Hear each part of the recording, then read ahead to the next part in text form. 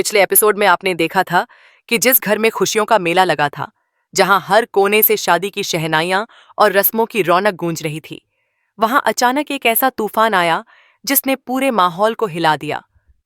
मिश्री की शादी की तैयारियों के बीच अचानक पुलिस घर पहुंची और सबके सामने अर्जुन को चोर कहकर गिरफ्तार कर लिया। पल भर में माहौल बदल गया। जहां अभी तक ढोलक और गीत गाए जा रहे थे, वहां अब सवाल, शक और आंसू भर गए।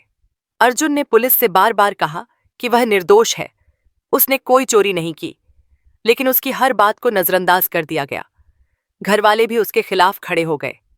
वे मान बैठे कि यह अजनबी ही असली दोषी है, जिसने उनकी इज्जत और उनकी शांति छीन ली। हर कोई उसे चोर और धोखेबाज कहने लगा, लेकिन इस हंगामे के बीच एक दिल था जो अर्जुन की आंखों में झांक कर सच्चाई देख रहा था, और वह दिल था मिश्री का।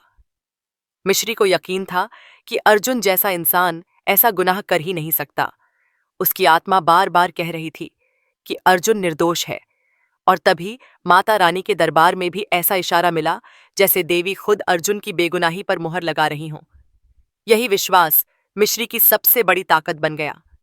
घर के बाकी लोग मिश्री को समझाते रहे कि अर्जुन पर भरोसा करना मूर्खता है, वह अजनबी है और शादी जैसे पवित्र बंधन में ऐसे अजनबियों की कोई जगह नहीं होती।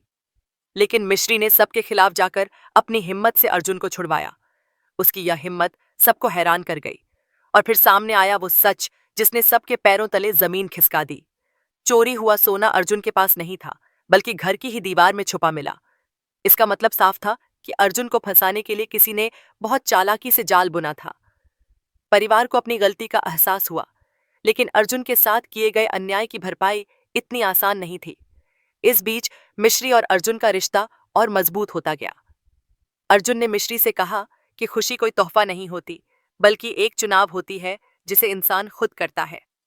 मिश्री ने भी माना कि वह अब सवालों और शंकाओं में भटकते भटकते थक चुकी है। दोनों के दिलों ने एक दूसरे को अपना सहारा मानना शुरू कर दिया। लेकिन कहानी यहां थमी नहीं। उसी रात घर में एक और बड़ा हादसा हुआ।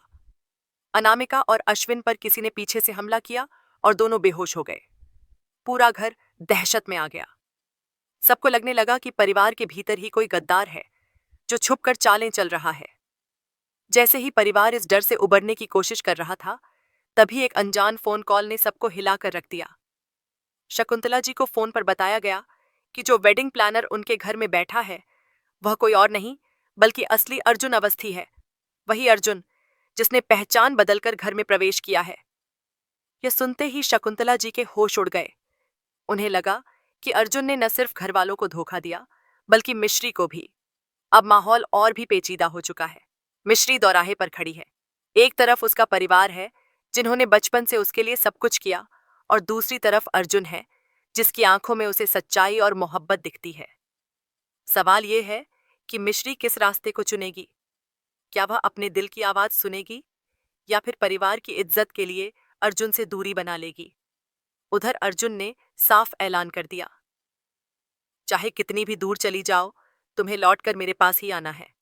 माता रानी भी जानती हैं कि मिश्री की शादी सिर्फ अर्जुन से ही होगी। अर्जुन का यह आत्मविश्वास अब घर वालों के लिए एक चुनौती है और उसके दुश्मनों के लिए खतरे की घंटी। लेकिन असली सवाल अब यह है, घर के भीतर वह गद्दार कौन है जिसने सोना छुपाया, हमला किया और अर्जुन को फंसाया। क्या वह परिवार का कोई अपना है या बाहर से आया कोई दुश्मन। जैसे जैसे कहानी आगे बढ़ेगी, इस रहस्य से पर्दा उठेगा। आने वाले एपिसोड में और भी बड़ा धमाका होगा। शकुंतला जी का विश्वास टूट चुका है और वे अब अर्जुन को परिवार से बाहर निकालना चाहती हैं। वहीं मिश्री अर्जुन के साथ खड़ी दिखेगी, भले ही पूरा परिवार उसके खिलाफ क्यों ना हो जाए। घर के भीतर रिश्तों की डोर टूटने लगी है। हर कोई एक दूसरे पर शक कर रहा है और शादी की तैयारियां अब सिर्फ दिखावा बनकर रह गई हैं। कहानी अब उस मोड़ पर पहुंच गई है जहां साजिशें, धोखे और प्रेम सब आमने सामने खड़े हैं।